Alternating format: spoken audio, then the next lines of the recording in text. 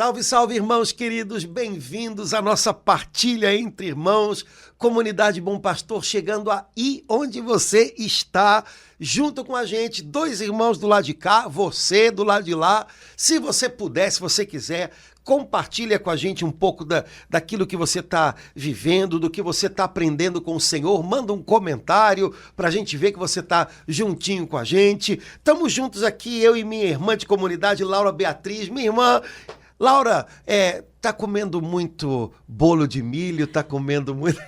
Ainda estou contendo, mas eu acho que depois de hoje... Eu queria vir com uma camisa quadriculada, sabe, Padre Antônio? Até com boné de palha, eu acho que o senhor não ia gostar muito, se eu ia ficar rindo, mas eu quero dizer para o senhor que eu estou aqui ouvindo... taralalalalalalala. O tempo bom, É Antônio. gostoso, né? Nossa. É gostoso o nosso tempo de festas juninas. Coisa boa no Brasil é festa junina, Padre Pois Antônio. eu acho que voltou com força no Brasil inteiro. verdade. Né? E é um tipo de festa gostoso, né? Eu acho que tem mais cara de família. É verdade. E, sei lá, eu acho que é uma festa gostosa, né? Tem a ver com o nosso povo. Todas as paróquias, cada uma do Rio de Janeiro tem a sua. Exato, acho que todo mundo gosta de uma festa junina. Será que é porque na festa junina a gente come pra chuchu? É possível, né? E dance também. Também. Mas a gente sabe, Laura, que as festas juninas, elas, né, existem, são as festas do mês de junho, por conta da celebração dos santos que a igreja comemora, que a igreja celebra nesse mês, que são santos muito simpáticos, né?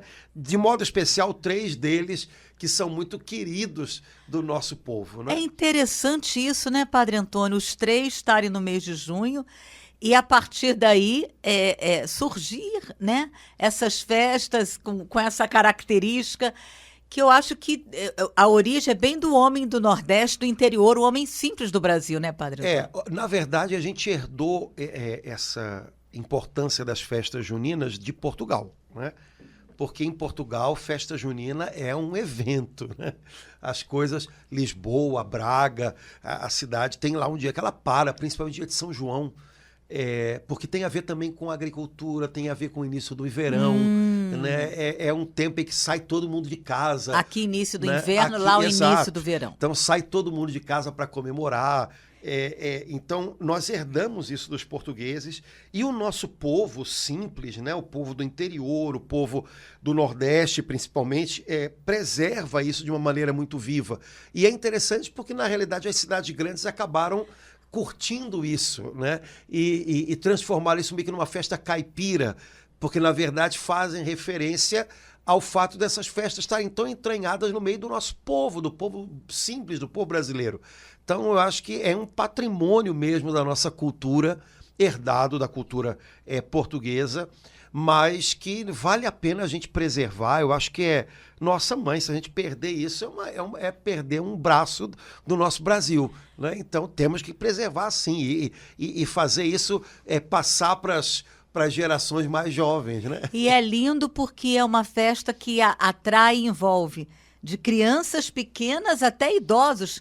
Toda essa larga faixa etária ama, né? Tanto criança, adulto, jovem, idoso, todos curtem, né? Eu acho que tem a ver com fraternização, tem a ver com comida, tem a ver com coisas ingênuas, né? Você vê as próprias quadrilhas, eu não sei porque hoje em dia é tanta coisa muito doida, né?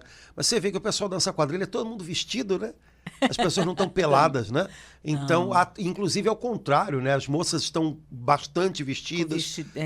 Sabe, eu acho que tem um apelo aí a valores bons na festa junina que a gente não pode perder de jeito nenhum. Então, por isso que envolve, na realidade, a família inteira, desde a criança até o idoso, todo mundo acaba entrando na festa, né? E, Padre Antônio, toda festa junina tem um padre e um casamento, né? Pois é.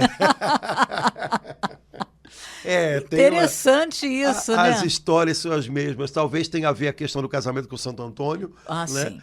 Sim. Mas tem também um reviver daquelas coisas que são as coisas assim importantes da vida do povo simples, como, por exemplo, a celebração de um casamento, né? Para uma família simples do nosso povo, a celebração do casamento é um dos momentos mais importantes, né? Casamento com seu padre. Exato. Então, eu acho que curtir tudo isso é bom demais. Não vamos perder essas coisas, né? Mas as festas têm a ver com o calendário litúrgico da igreja, né? Com o ritmo que a igreja imprimia e imprime na vida do povo. No nosso caso aí do mês de junho, de modo especial, os santos juninos, né? De modo ainda mais especial, São João Batista, a coisa tem muito a ver com ele, porque, na verdade, a partir do dia 24 de junho, a gente conta 6 meses para o Natal, né? Então, as coisas têm...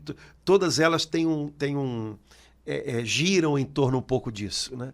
E são, na verdade, são os santos, para o nosso povo simples, talvez os mais queridos, né? Dizem que Santo Antônio é o santo mais popular do mundo. Do mundo, né?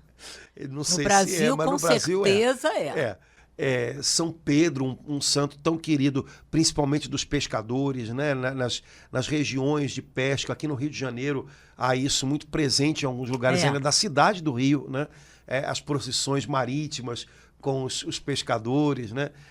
Então, essas coisas todas são valores da nossa cultura, da nossa história, do nosso povo, e poder preservar isso e cultivar e valorizar isso, eu acho que é algo muito valioso, né? Importante, e a igreja participa, né? Dessas coisas todas, né? São João, acende a fogueira do meu coração. É uma das músicas mais gostosas, né? Mais típicas, né? E aí tá lá, São João acende a fogueira. Olha, é uma pessoa boa pra gente pedir para acender a fogueira no nosso coração, né, Padre Pois Antônio? eu acho que, na verdade, é uma oração a música, né? Todo mundo dança como se fosse tananã, tananã, uma oração. mas é uma oração, né? E pedindo algo muito especial, né? Muito bonito. Que o coração da gente esteja aceso como a fogueira. Como dele. Né? Que se acende como na a festa fogueira, junina. isso. Né? Então, acho que seria legal a gente lembrar um pouquinho desses santos hoje, né? Porque para nós católicos é muito bom a gente ter esse álbum de família que a igreja oferece para a gente ao longo do ano, que é o calendário dos santos, né? É o nosso álbum de família, né? E é bom demais fazer parte dessa família, né? A família de Deus, com gente tão especial, com gente, nossos irmãos mais velhos, né? Que foram à nossa frente para a pátria celestial e que deixaram aqui na terra coisas tão boas como tem que ser a vida de um cristão, né? E que inspiram a gente também ao nosso melhor, né? Então, acho que seria legal a gente conversar um pouquinho sobre os santos juninos. Senão a gente ficaria até sem entender, né? É bom entender essa relação, né? Sim, eu acho que falar dessas pessoas sempre ajuda a gente a também dar o nosso melhor, né? Padre Antônio, para começar, tem gente que pensa, dia 24 de junho, tem gente que confunde o São João. Eu vou pedir para o senhor falar. Esse aí não é aquele que encostou a cabeça no peito de Jesus, não. É o São João Batista, exato. O primo de Jesus. São João Evangelista, que escreveu o 4º Evangelho, que é o discípulo escreveu amado. Escreveu as cartas, né? O discípulo amado. Esse é 27 de dezembro. O São João, que a gente celebra em 24 de junho, celebra o nascimento dele, porque o martírio dele é 29 de agosto. Sim. É dos poucos que a gente celebra tem santos o nascimento. Que tem 2 dias, né? Na verdade, o nascimento a gente celebra só de Jesus, 25 de dezembro, Nossa Senhora, 8 de setembro, e São João, 24 de junho. Né? Que privilégio de São João Batista, né? E esse é o precursor do Senhor, precursor. Né? Que, aliás, é um título bom demais, né? Nossa. Precursor é aquele que prepara o caminho. E, de alguma maneira, esse precursor fala do que deve ser também a vida de todo cristão, né? Qual é a minha tarefa e a sua tarefa em casa? É a gente ser solução para tudo? Não, porque a gente não tem solução para um monte de coisa nossa, imagina para dos outros, né? Mas a nossa tarefa é, como São João Batista, sermos precursor do Senhor. Ou seja, preparar o caminho para que ele possa chegar. Derrubar obstáculos para que Jesus possa chegar, e ele é a solução, né? Então, cada santo, né, que nós celebramos, de alguma maneira, ele inspira a gente na nossa vida cristã, na nossa vida com Deus, na nossa vida do servir a Cristo. E São João Batista, que foi desde o ventre da mãe, né, escolhido e santificado por Deus para essa missão de preparar o caminho para a primeira vinda de Jesus, ele inspira a gente a lembrar, olha, a vida de todo cristão é um pouco essa, ser precursor. Eu devo viver nos lugares onde Deus me colocou de tal maneira que o Senhor Jesus possa encontrar caminho livre para chegar e fazer o que só Ele pode, né? São João Batista é interessante porque uma vez mandaram emissários a ele, né, para perguntar quem ele era. Ele vivia no deserto e as pessoas iam lá buscá-lo, né? Ele era uma pessoa chamativa, né? Até hoje, engraçado, quando a gente vai a Israel, quando os judeus falam de São João Batista, eles falam de um jeito diferente. Eu já percebi isso. Os nossos guias em Israel, a gente tem 2 guias agora lá muito legais, e que são judeus e conhecem bem a história do seu povo, a fé do seu povo. A gente percebe, quando eles falam de São João Batista, eles falam com uma admiração muito grande. Então, devia ser uma figura no tempo em que ele estava sobre a terra, muito impactante. Então, até da maneira dele vestir, né, padre? Vestir, viver, enfim, as coisas que ele dizia, né? Então, mandaram emissários de Jerusalém até o deserto, né, onde ele vivia, para perguntar quem ele era, né? E ele dizia perguntava, você aí? Não, você não. Então, é como se ele o quisesse dizer, olha, eu não sou o que todo mundo está esperando. É como se ele quisesse dizer, olha, eu estou aqui para abrir caminho, mas a solução não sou eu. Vem um outro depois de mim. E acho que seria uma boa coisa que todo cristão poderia e deveria lembrar, né? A gente faz a nossa parte, mas a gente tem que lembrar que vem um outro maior do que a gente, que faz mais do que a gente, que consegue fazer mais do que a gente, né? Nós não somos a última palavra, nós não somos a solução. A nossa tarefa é, com as nossas atitudes, com a nossa presença, com as nossas palavras, abrir caminho para que Jesus possa chegar, para que Ele possa fazer a obra que só Ele pode fazer, né?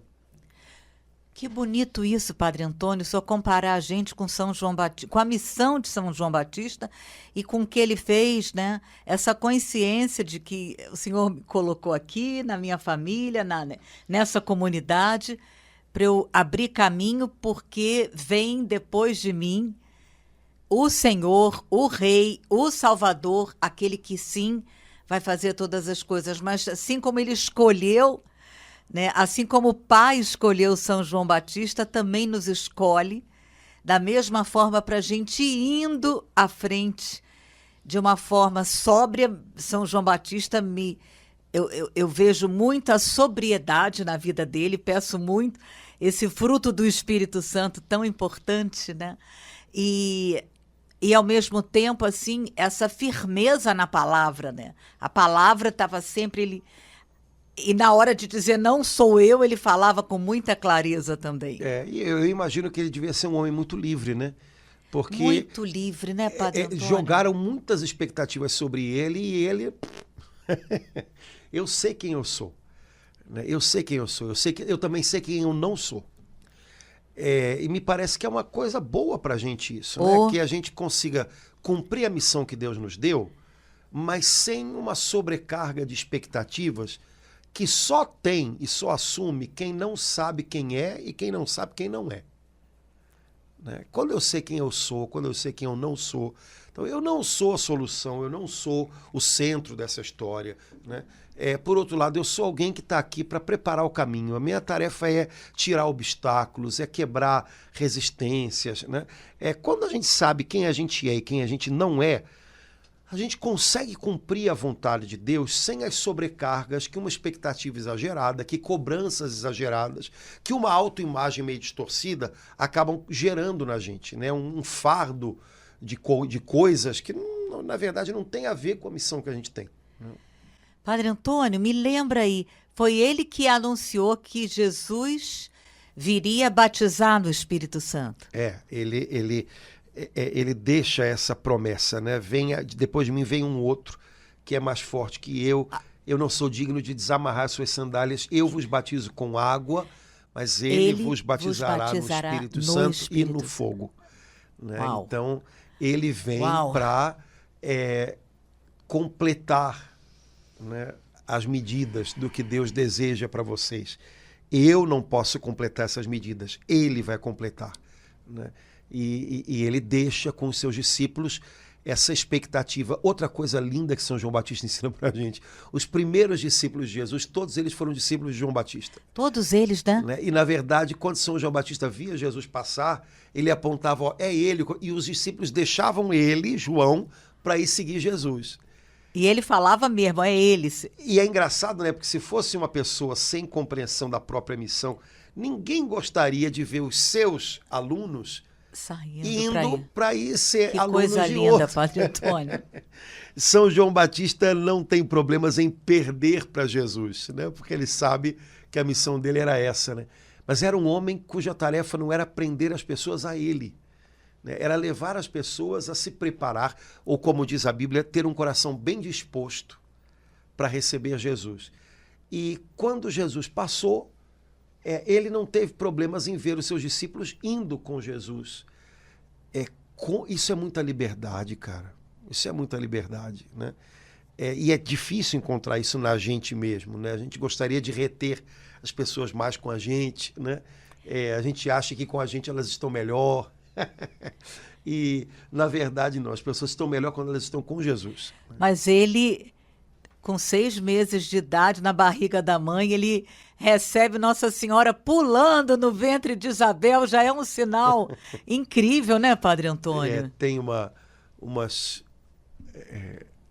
oração, né, que diz que ele pressentiu no ventre materno, né, aquele que havia chegado, né? E na liturgia da festa de São João Batista se diz isso muito bonito, né?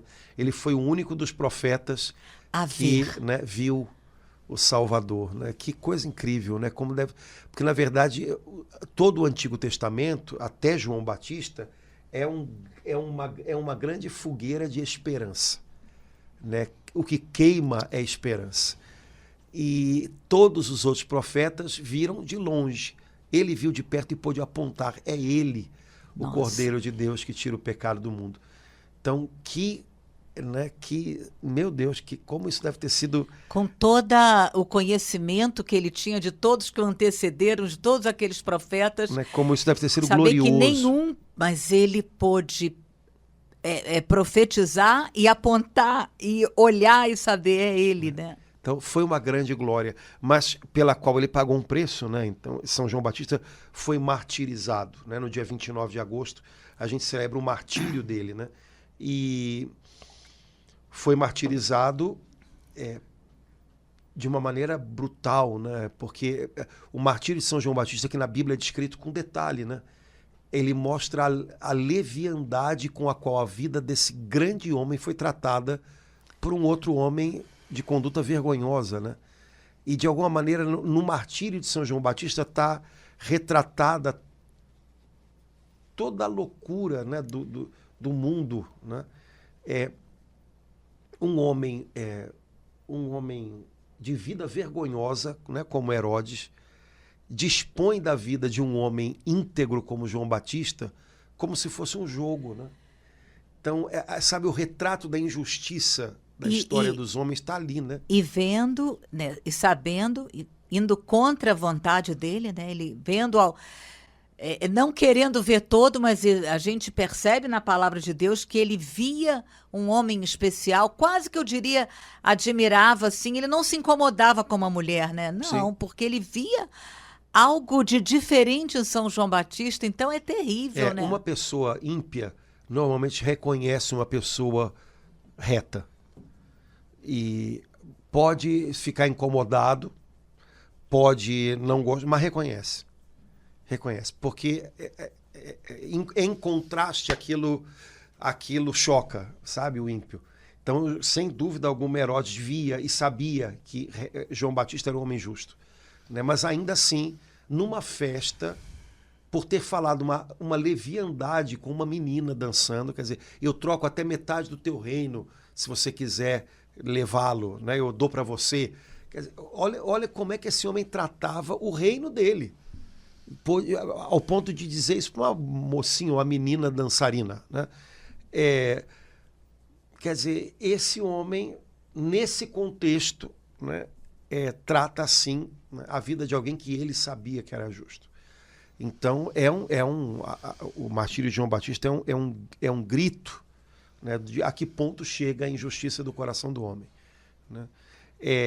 Mas a vida dele e o destino dele e o elogio que Jesus faz dele, né, mostram o quanto ele é glorioso, né, na sua entrega à sua missão, na sua fidelidade à sua missão.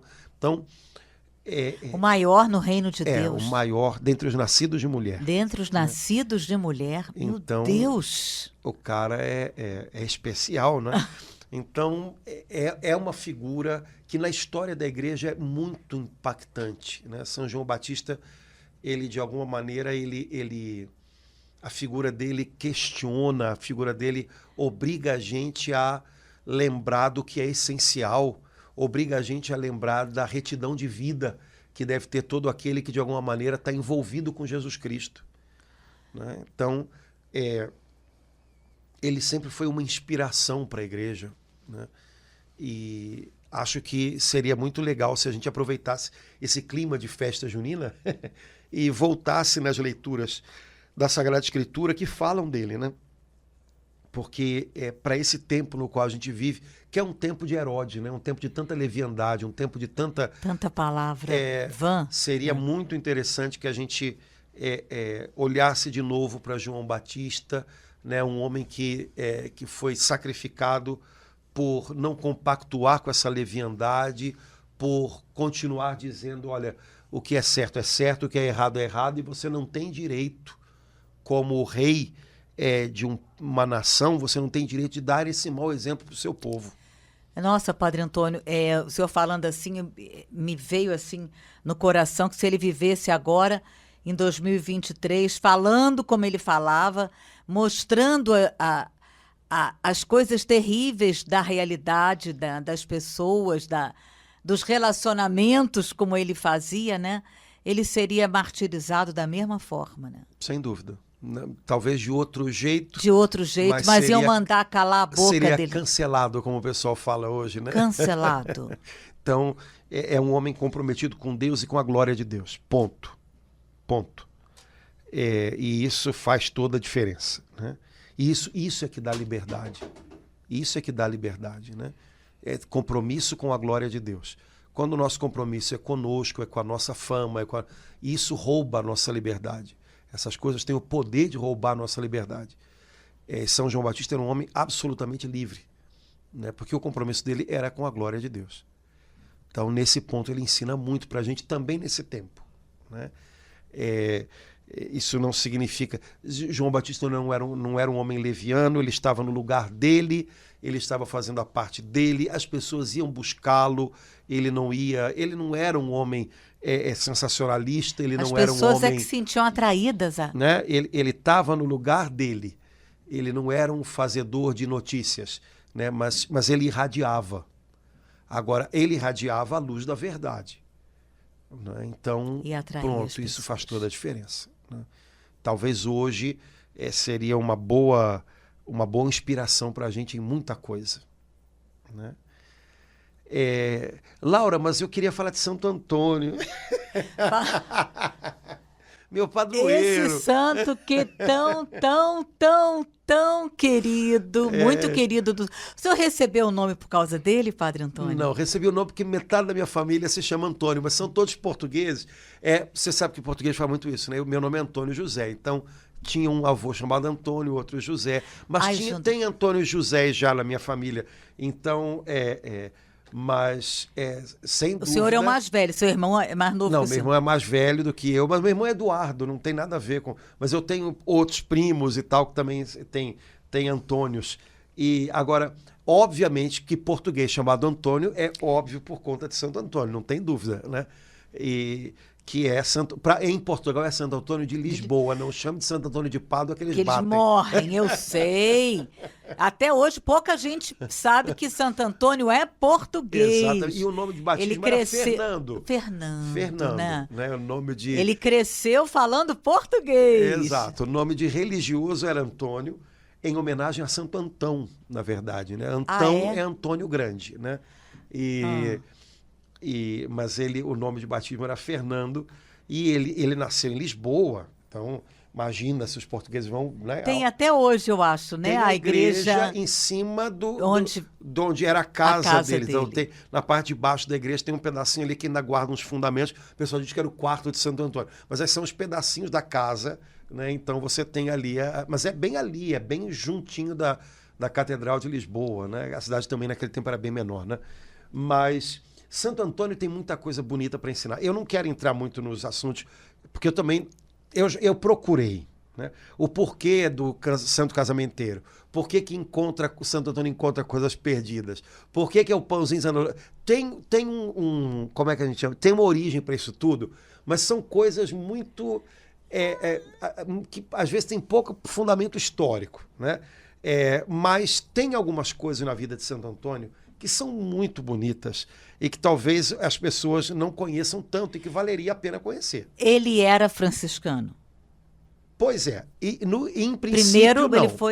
Ele em princípio, foi cônego agostiniano. Agostiniano. Ele Santo Antônio nasceu em Lisboa, de uma família boa, nobre, né, de uma nobreza ali. E ele se tornou cônego agostiniano num mosteiro em Lisboa. As ruínas estão lá até hoje.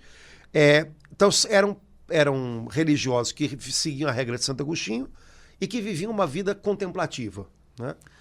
Eles eram contemplativos. Tá. Então, Santo Antônio viveu um tempo em Lisboa, nesse mosteiro, mas ele era muito importunado pela família, pelos amigos, porque todo mundo estava ali, então todo mundo queria estar lá e tal, né?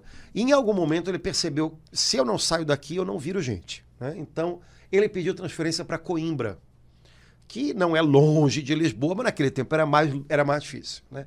Então lá foi Santo Antônio para o mosteiro de Coimbra, dos cônegos agostinianos. Ele estava lá, e nessa época Coimbra era a capital de Portugal. Ele estava lá e veio uma comitiva em Coimbra naquele tempo, trazendo os restos mortais de 3 franciscanos que tinham morrido mártires no Marrocos. Na África, né? Eles tinham ido para o Marrocos para evangelizar em terra islâmica, né? E foram mortos assim que chegou. E os restos mortais deles estavam sendo trazidos de volta para a Europa. O rei de Portugal, na época, pediu para receber os restos desses mártires com honras e tal. Então houve toda uma mobilização em Coimbra e Santo Antônio foi.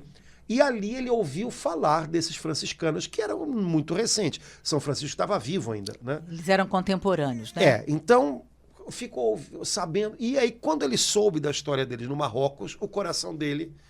E ele falou, eu preciso ir para lá para tentar fazer o que eles não conseguiram. Ele saiu dos agostinianos, dos cônegos, tornou-se franciscano e foi mandado para o Marrocos. Chegou no Marrocos, imediatamente ficou doente. Não conseguia trabalhar. Os frades que estavam com ele decidiram ter que mandar ele de volta para a Europa. Botaram ele no navio, só que o navio que estava voltando para Portugal teve uma tormenta, foi parar no sul da Itália. E aí, no sul da Itália, ele encontrou num conventinho de franciscanos, alguns franciscanos que disseram, olha, Francisco, né? Tá lá, o irmão Francisco está lá em Assis e vai haver uma grande assembleia de todos os irmãos lá. E Santo Antônio foi. E ali começou a vida dele, né? Porque foi na Itália que, na verdade, o ministério dele desabrochou, né? E é a primeira coisa que eu acho encantadora na vida de Santo Antônio. Quando ele decidiu ir para o Marrocos, ele estava no caminho certo e não estava. Ele estava no caminho certo porque o desejo dele era anunciar Jesus. Ele estava no caminho certo porque o desejo dele era doar a vida. Ele estava no caminho certo porque o desejo dele era testemunhar Jesus. Mas ele estava no caminho errado porque não era no Marrocos que Deus queria. Mas quando Deus encontra uma pessoa que tem o coração disposto a se dar e uma pessoa que tem o coração disposto a anunciar Jesus, Deus dá um jeito de levar essa pessoa onde Ele quer que ela chegue. E às vezes Deus usa até uma tempestade para fazer a gente parar no porto da vontade dele, né? Que foi o que aconteceu com Santo Antônio. Quer Tempestade mesmo. ele chegou no Marrocos, não conseguiu trabalhar, Que coisa, ficou né? doente, voltou, ia voltar para Portugal, a tempestade afastou o navio, foi parar no sul da E Itália. foi parar numa assembleia dos franciscanos. Cara, Deus tem o jeito dele de fazer as coisas e no coração da gente ele só deseja encontrar essa entrega generosa. Quando ele encontra isso, o resto ele faz. Padre Antônio, eu imagino esse encontro de São Francisco de Assis com Santo Antônio. Meu Deus! Na verdade, eu fico imaginando esse, porque foi, se eu não me engano, foi o último capítulo que houve quando São Francisco ainda estava vivo. Eu fico imaginando como é que não foi isso. Porque essa turma toda, gente, era gente de uma santidade de vida muito grande. Foi o início do início do início. Então, era uma turma, assim, que tinha jogado tudo para trás para... Né? Afogueados então, totalmente de amor a Jesus. Jesus. Tinha sido aquilo. Meu Deus. E aí, chegando onde Deus queria que ele chegasse, né? Santo Antônio logo depois foi designado para um convento mais um pouco no norte da Itália, né? Que foi a região onde ele acabou ficando.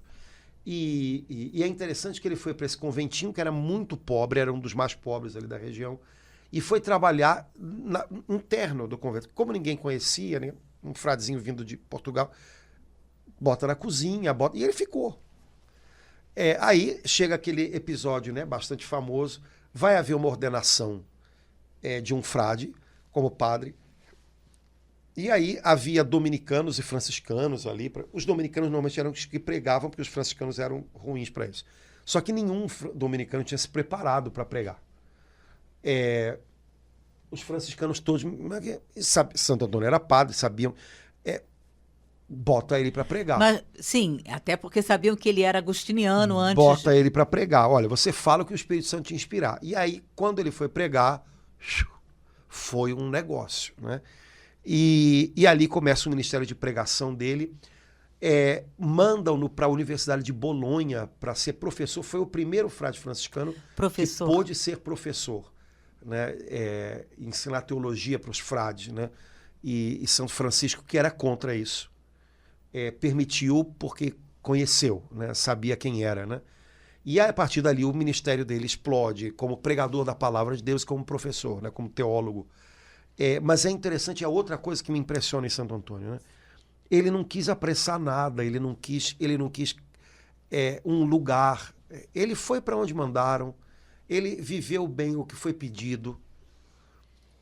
E no momento em que Deus quis dispor dele de alguma outra maneira, ele estava à disposição.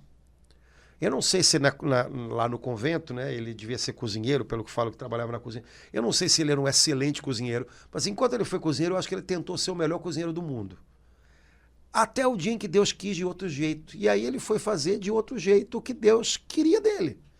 Mas o propósito dele era sempre corresponder da melhor maneira àquilo que Deus pedia dele nas circunstâncias da vida. E Deus levou ele onde Deus queria que ele chegasse. De novo. Padre Antônio, eu não sei se é verdade os 2 episódios com os peixes e com o burro diante, mas são 2 momentos assim muito fortes. Eu tive a graça de ter estado em Pádua, como os italianos falam, e ver, é muito impressionante você ver a língua de um homem perfeita, que é a parte, né, que a gente imagina do corpo da gente que primeiro estraga. É muito forte essa experiência, como está lá, né, na igreja em Pádua, a língua dele, que, meu Deus, assim, por um mistério de amor, como... Que sinal incrível de Deus é esse que ele está nos dando, me dando, né? Em conservar incólume perfeita a língua de um pregador, de um padre, né, Padre Antônio? Basta a gente ir na Sagrada Escritura ver o que a Bíblia fala sobre a língua. Né? Tanto do perigo que ela pode se tornar, né, quanto da bênção que ela pode ser, que a gente descobre logo que Santo Antônio deve ter sido um cara... Uau! Que pela palavra dele, né, pela sua língua, ele dava vida às pessoas, ele dava Cristo às pessoas, né? E aí a vida não estraga, né? A vida não estraga, a vida não se corrompe. Então, a língua dele, que é sinal da vida, que é Cristo, que ele transmitia às pessoas, se mantém de fato como uma relíquia que não se corrompe. Obviamente, para dizer isso para a gente, né? Não precisa ser um grande... é um sinal evidente quase, né? Como uma língua que é meio, que é transporte para a palavra de Cristo, né? Como ela pode ser fonte de vida, ao ponto de ela não ser estragada pela morte. Por outro lado, como uma língua que é veículo de maldade, de mentira, de maledicência, mesmo ainda estando na boca de alguém que fala, né, e é vivo, pode ser já algo morto, né, que transmite morte. Né? Então, Santo Antônio, de fato, me parece que é um santo muito simpático, porque ele mostra ser alguém, de fato, de coração generoso, com um ardor apostólico imenso, mas, ao mesmo tempo, totalmente abandonado nas mãos de Deus. Deus é quem dirige, Deus é quem corrige a rota dele, Deus é que, no momento oportuno, o coloca onde Deus quer que ele chegue. Né? Então, sabe, conseguir essas duas, o equilíbrio dessas coisas é muito difícil, porque normalmente uma pessoa ardorosa, ela é ardorosa e ela é cheia de planos na cabeça. Eu vou para aqui e vou, ninguém me tira. Né? Não, Santo Antônio tinha os planos dele, mas ele foi dócil bastante para entender quando Deus... Até porque não foi ele que fundou a congregação onde ele foi parar, né? Tinha um outro que era São Francisco, então ele seguia, né? Sim, aquilo que lhe era pedido. A né? docilidade dele mostra que zelo não significa imposição da própria vontade. Às vezes essas coisas, elas, como nós somos imperfeitos, elas se misturam muito. Né? Então, uma pessoa zelosa pode acabar se tornando uma pessoa também impositiva, uma pessoa intransigente, uma pessoa, né, que não... Não, ele era zeloso, ele era ardoroso, mas ele foi capaz de perceber, olha, em alguns momentos Deus está mudando a minha rota em outro caminho e também não vou atropelar as coisas para fazer acontecer. Deus faz acontecer, quando ele quer, ele faz. Agora, Padre Antônio, Santo Antônio também atrai as pessoas, ele tá assim, acho que pelo menos no Brasil eu percebo, o santo dos milagres. Eu vejo o povo católico brasileiro olhando para Santo Antônio como aquele milagreiro, aquele santo que faz milagres. Eu já ouvi muita coisa incrível, viu? Sobre Santo Antônio, sobre coisas, né, que a intercessão de Santo Antônio alcançou.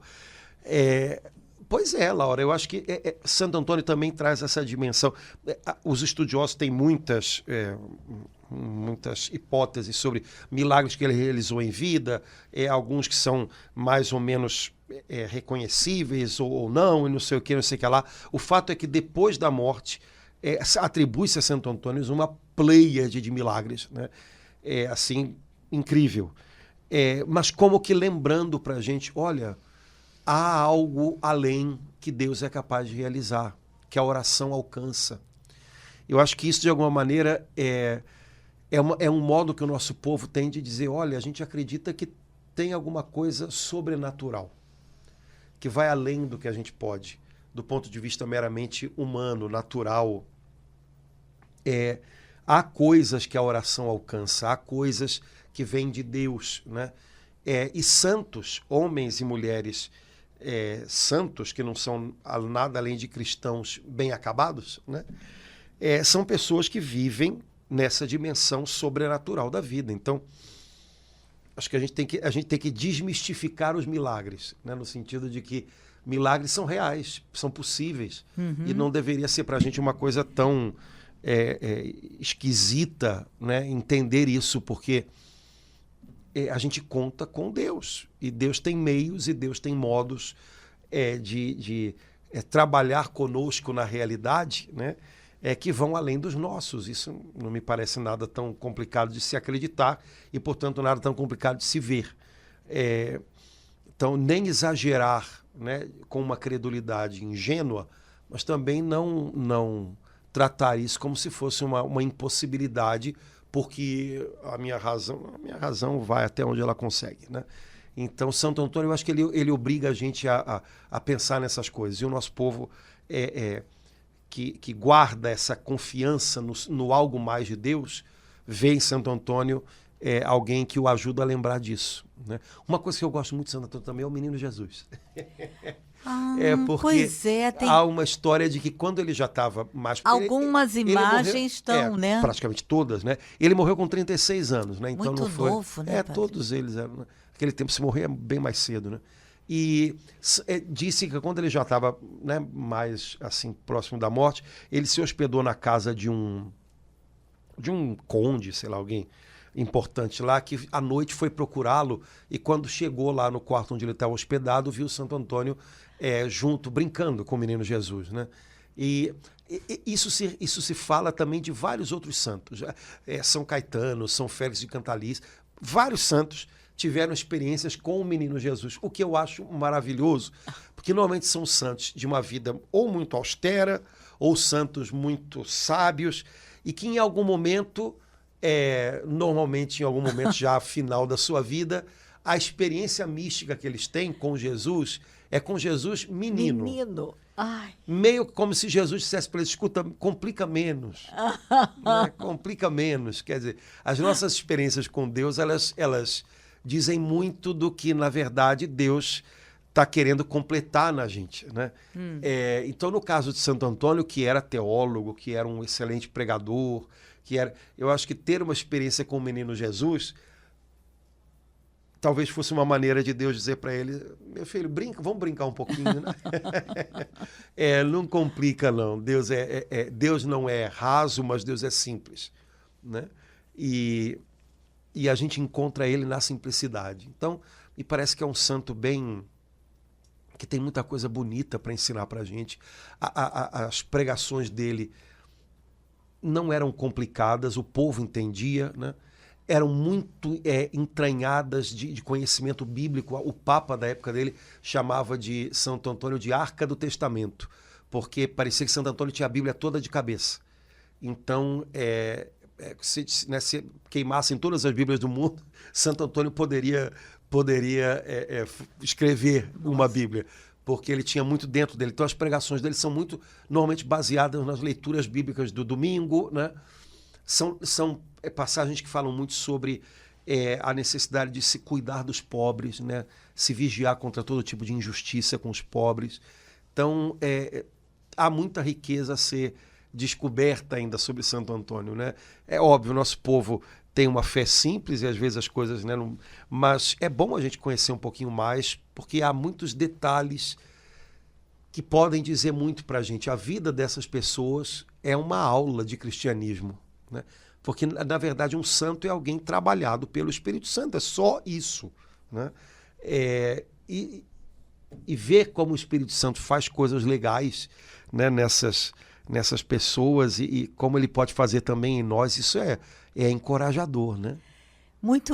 Eu sou muito tocada, Padre Antônio, pelo fato dele ter começado na vida adulta, que eu quero dizer, em uma congregação como agostiniano e depois ele perceber que Deus o chamava, né, para servi-lo, mas numa outra comunidade. Então, me toca.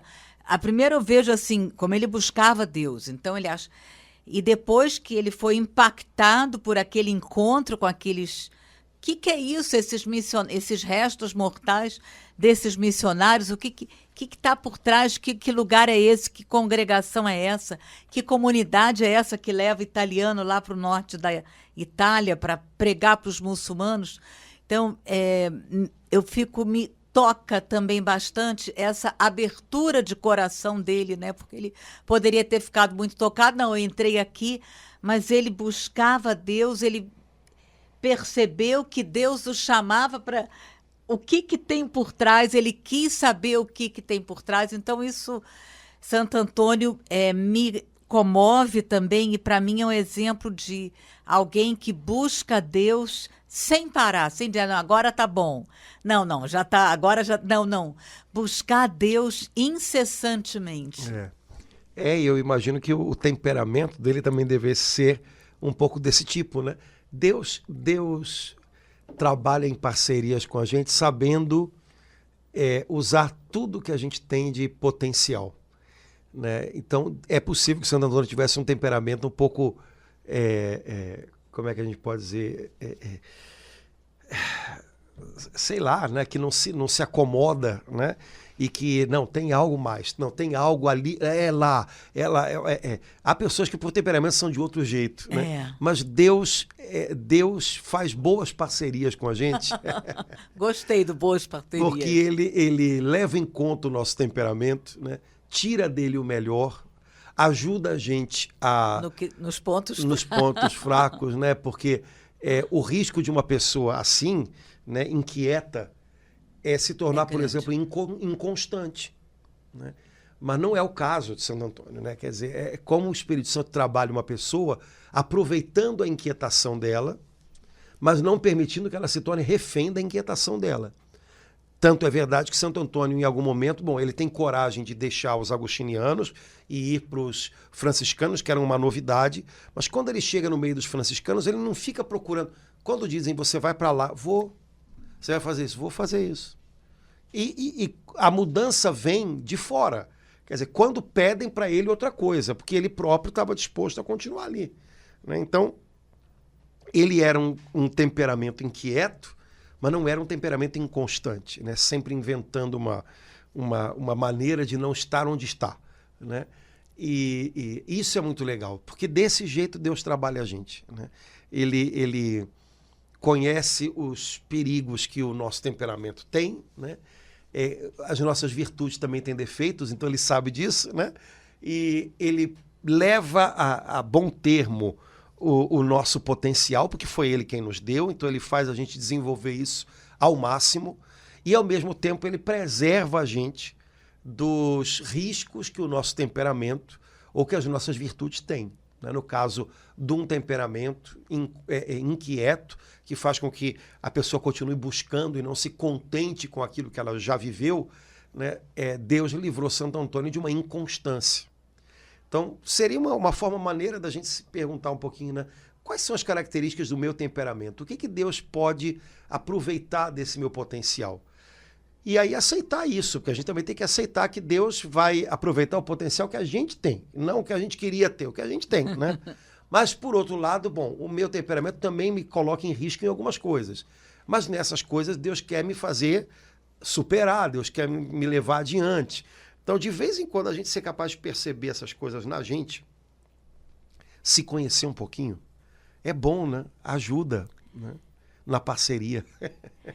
Porque a gente imagina que o temperamento de São Francisco, né, seja bem diferente e como Deus usou. Agora, Padre Antônio, a gente já falou de São João, Santo Antônio, e falando de temperamento, a gente tem que chegar a São Pedro. É São Pedro e São Paulo. As pessoas acham que é só São Pedro, mas não é. Dia 29 é a festa de São Pedro e São Paulo. A igreja celebra os dois juntos, né? Exato. Os dois apóstolos da igreja. Colunas. As duas colunas da igreja. Bonito isso, né? Coluna, porque para você construir qualquer coisa, você tem que ter pelo menos duas colunas, né? Uma só não fica nada. Fica nada. Né? Você tem que ter duas. E é interessante, né? Porque são duas pessoas tão diferentes uma da outra. Temperamentos completamente diferentes. E é muito legal isso, né? Como é que Deus usa a gente tão diferente numa mesma obra. Isso é maravilhoso. E é trabalho do Espírito Santo, né? Pessoas diferentes têm muitos motivos humanos para se repelir uma à outra. Mas pessoas diferentes que se encontram em Cristo, elas conseguem permanecer juntas, né? E fazem algo legal juntos e de alguma maneira se completam, né? Se completam. Me parece que essas duas figuras, São Pedro e São Paulo, que são apresentadas juntas pela igreja no dia 29 de junho, né? No Brasil, no domingo mais próximo, parece que mostram isso pra gente. Olha, a igreja é feita dessa diversidade. Essa diversidade que se complementa, que não se repele, mas que se mantém de uma maneira tensa, mas se mantém, né? A obra de Deus não pousa sobre um só, né? Deus quer que a gente aprenda a servir junto. E isso tudo é muito bonito, porque, na verdade, celebrar a festa de São Pedro e São Paulo, e os dois juntos, é celebrar um pouquinho o modo como o Senhor quis ir edificando e continua edificando a igreja, né? O Papa Bento XVI, ele tem umas pregações no tempo em que ele era o Papa, né, no trono de São Pedro, né? Ele tem umas pregações lindas para os dias 29 de junho. Ah, é? Dá tudo para pegar na internet. Hoje nada, né? Então vai lá no site do Vaticano, Bento XVI. De Bento XVI, São Pedro e São Paulo. 29 de junho, 29 de junho, 29 de junho. É lindo demais. É muito bonito. Ele fala, por exemplo, tem uma vez que ele fala da cidade de Roma, né, onde São Pedro e São Paulo dão a vida, os dois, né? Então ele fala como Deus foi conduzindo de Jerusalém a Roma.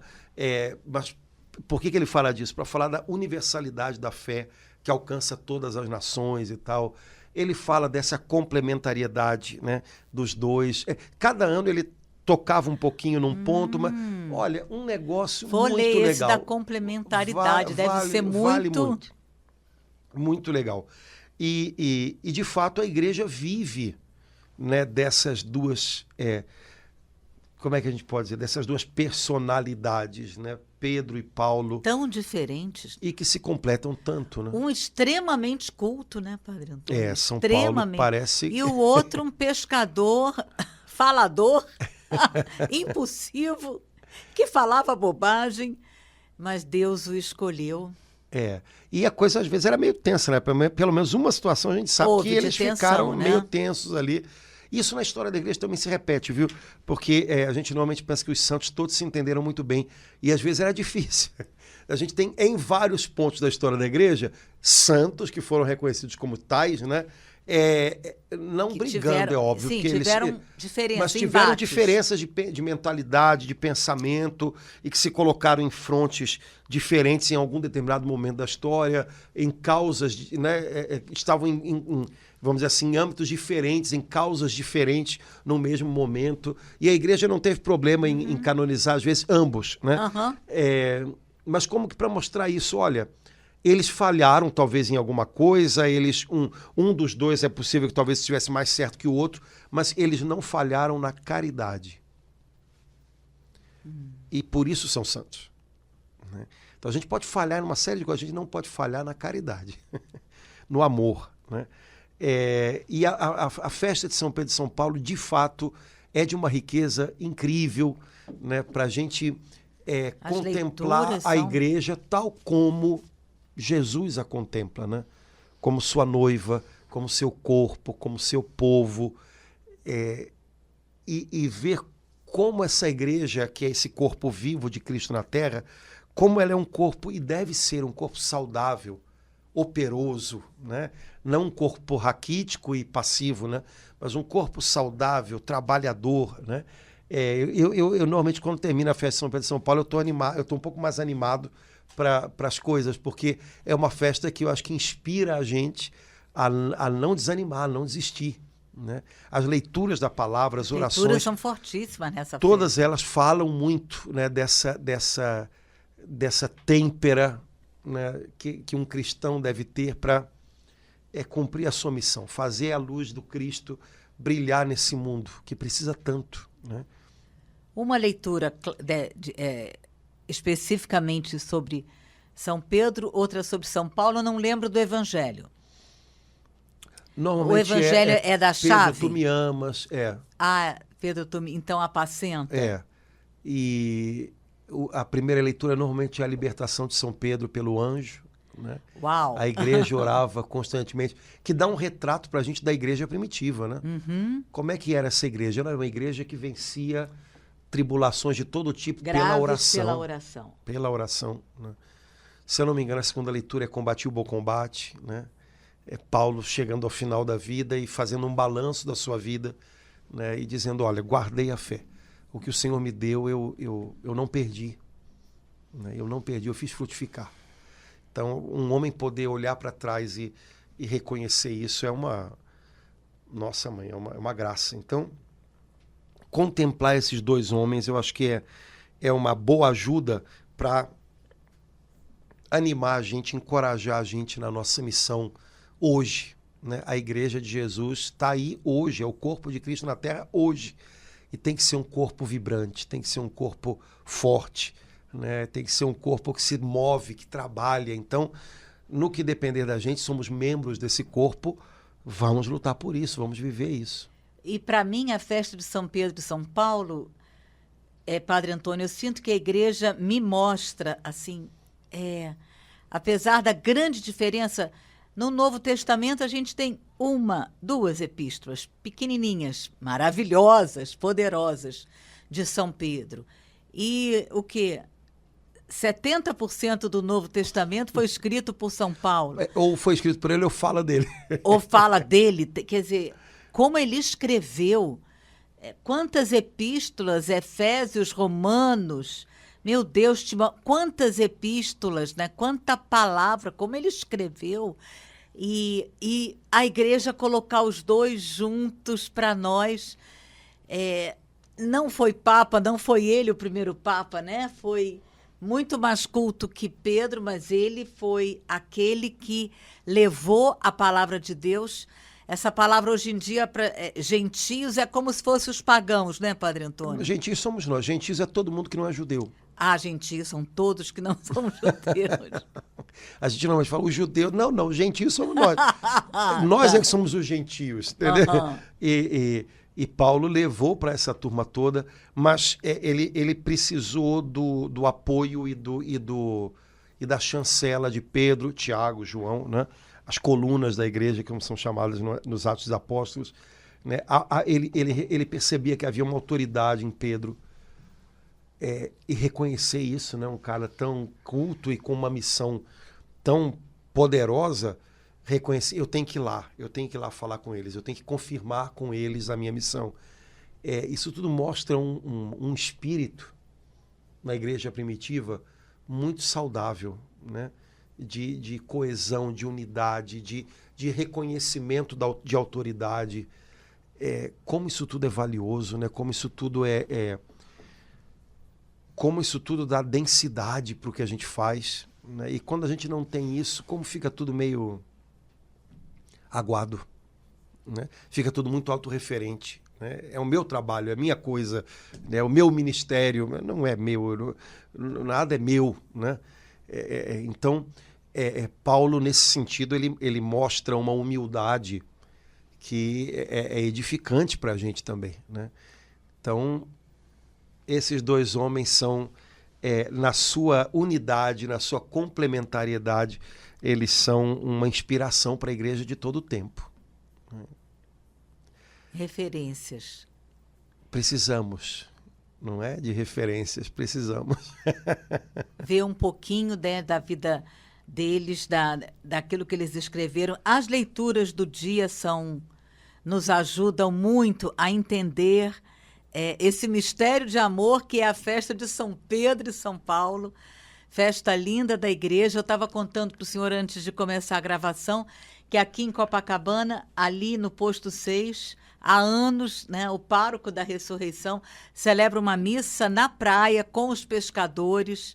Eu acho que em muitos outros lugares, se eu não me engano, em Mangaratiba também. Paquetá também. É muito lindo isso, né, Padre Antônio? E essas são as festas juninas.